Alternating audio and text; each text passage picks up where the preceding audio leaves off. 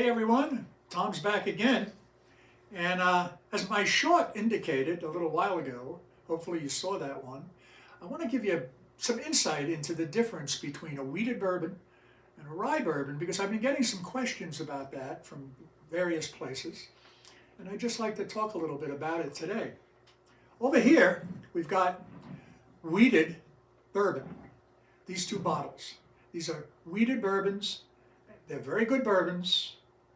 And over here, we have two other very good bourbons. These are high rye bourbons.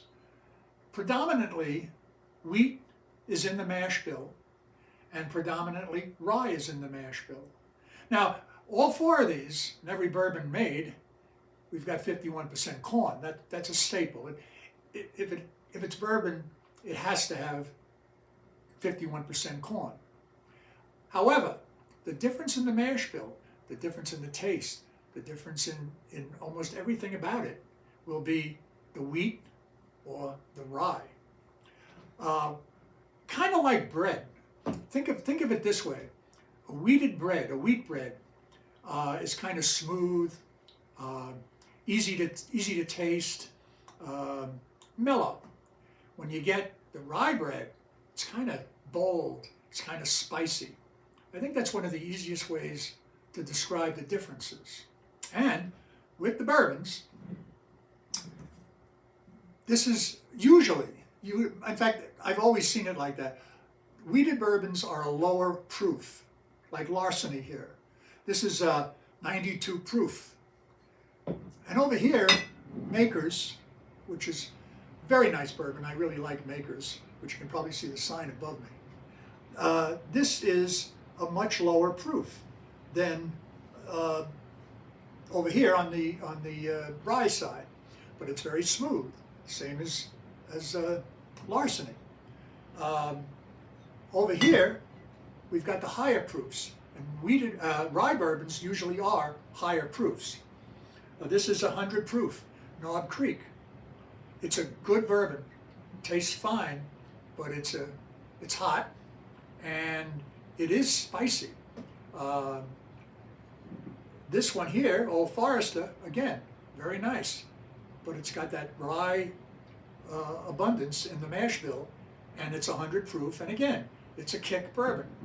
It goes down not quite as smooth as these, but usually the rye gives you a lot more flavor too.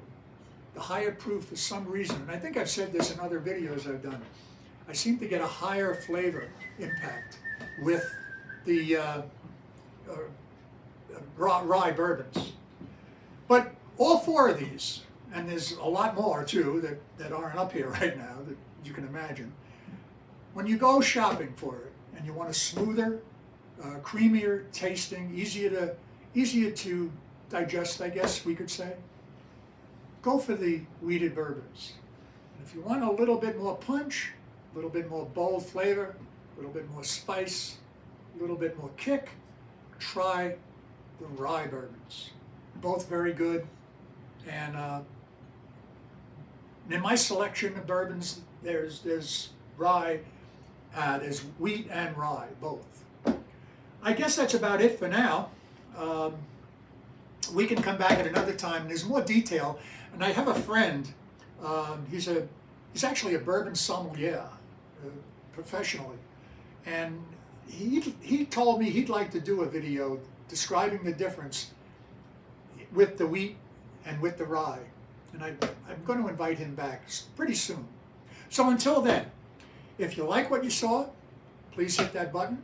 Please subscribe, please share, and please comment if you will. Be glad to interchange some comments with you. Have a nice day. See you soon.